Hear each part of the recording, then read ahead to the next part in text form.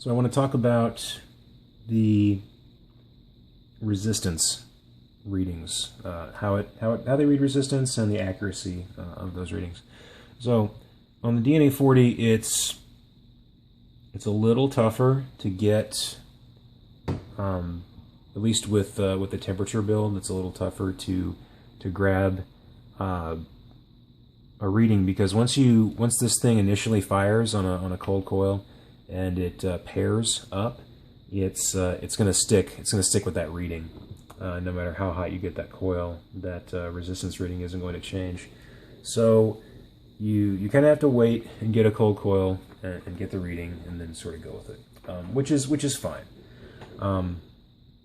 It's a little easier on a Canthal build, because on a Canthal build it will actually it's actually dynamic reading,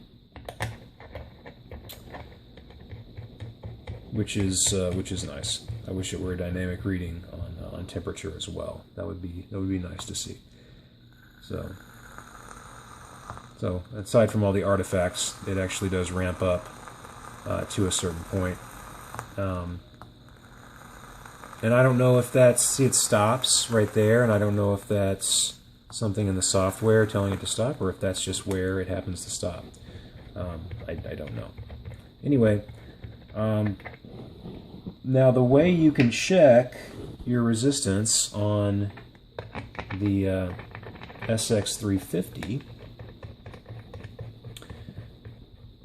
we have that pairing mode, where you go in, you press the up and down buttons together, and we have it gives us a reading.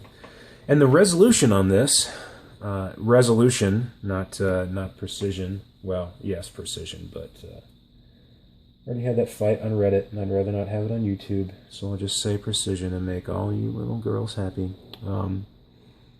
So precision on that goes out to the thousandths of an ohm. However, when you go into the display, it's going to round that to the nearest hundredth, and that's fine. That's what it does.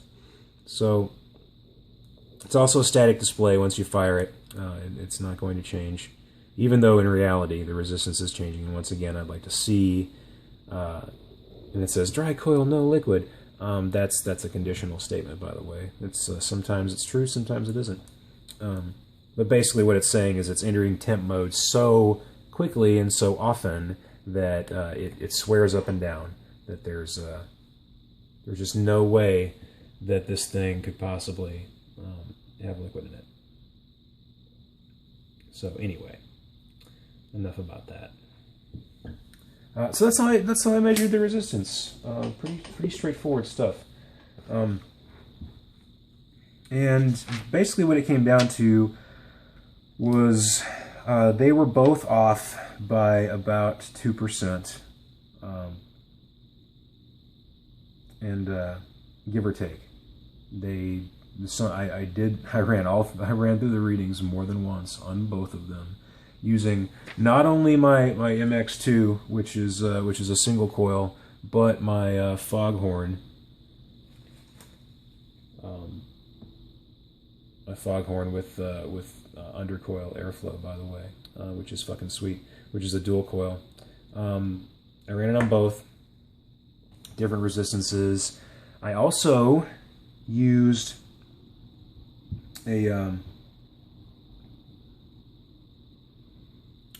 this guy, which is about 1.3 ohms, Canthal build. I also, let's see, I want to say, oh yeah, my this is a little quad Canthal of 0.5-ish that I used. So I tested all three of those, and they all came out to about 2% off, which to me I think is plenty good for this application.